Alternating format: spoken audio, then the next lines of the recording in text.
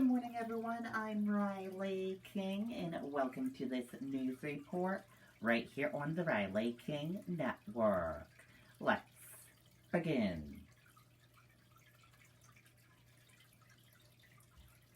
Biden faces tough questioning and largely avoids major headlines. Key takeaways from the president's first press conference since taking office. President Joe Biden faced some of the most tough questioning in his presidency Thursday when he answered just over an hour's worth of questions from the news media during his first formal press conference since taking office.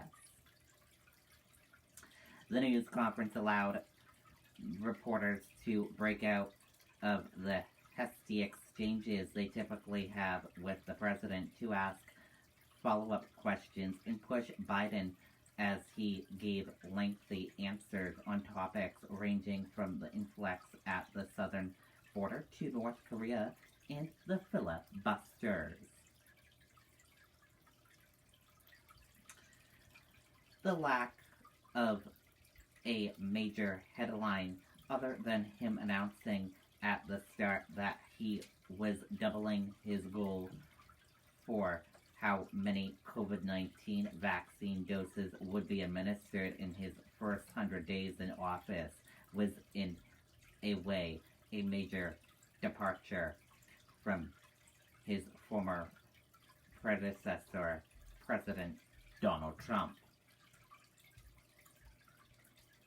Instead, Biden's policy-heavy responses, during which he sometimes consulted his notes, brought back a level of normalcy to Washington, institution that is a presidential press conference.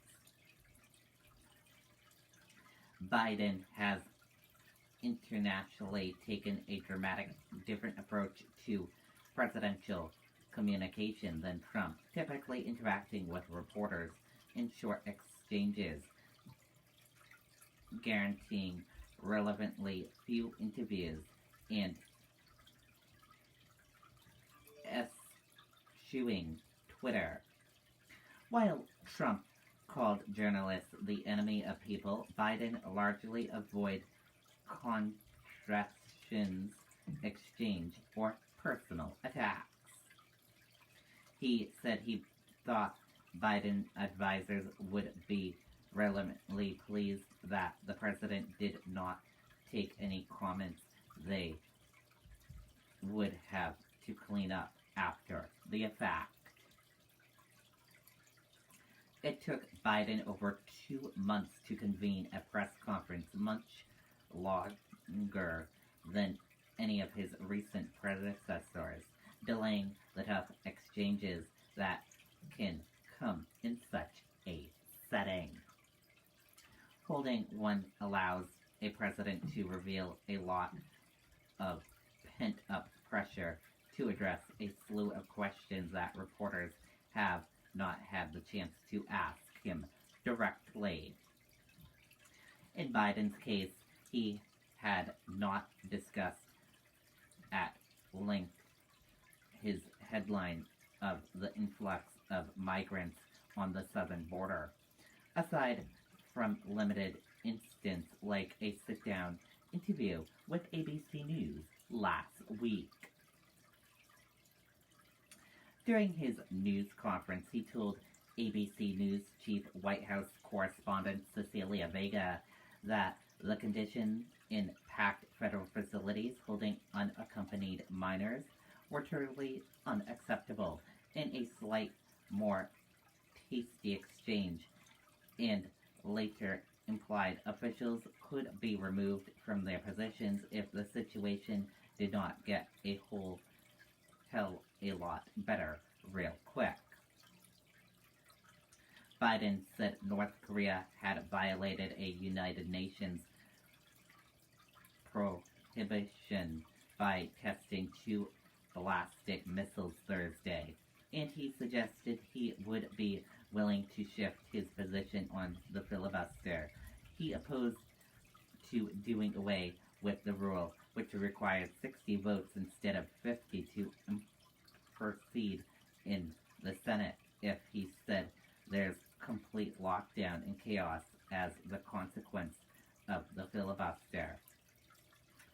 The White House announced 9 days ago that the press conference would take place Thursday, providing usually lead time and risking events out of their control could come to dominate the exchanges.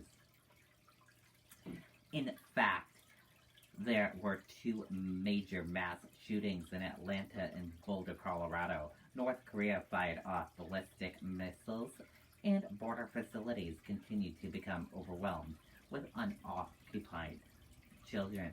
Biden addressed all of those developments during the press briefing conference yesterday. Asked if his presidency could be a success if he was unable to surmount Republican opposition to gun control, immigration reform, voting rights, and addressing climate change. He called those issues long-term problems secondary to the challenge posed by the COVID-19 pandemic. Like the daily briefings, White House Press Secretary Jen Psaki holds, attendance on Thursday was limited due to COVID-19 protocols, rather than a room of reporters packed like sardines competing to be called upon. This news conference featured only 30 reporters and chairs spread out over the length of the large East Room in the White House. At one point, the president even stepped away from his podium, apparently, so he could better hear a reporter standing at a distance. With few reporters in attendance and those from less mainstream news outlets mainly seated further away by design, there was less of a chance of Biden having to deal with unexpected or out-of-there questions. And despite all the protocols and Biden's announcements at the start that he was doubling his vaccine dose goal, not one reporter asked a question about the coronavirus pandemic. It's a topic Biden has discussed at a length on other occasions, unlike many of the issues journalists did take the time to ask about on Thursday. And that is it for this news report right here on the Riley King Network. Thank you for watching. Have a great rest of your day. See you back here later on today with another news report. Goodbye, everyone.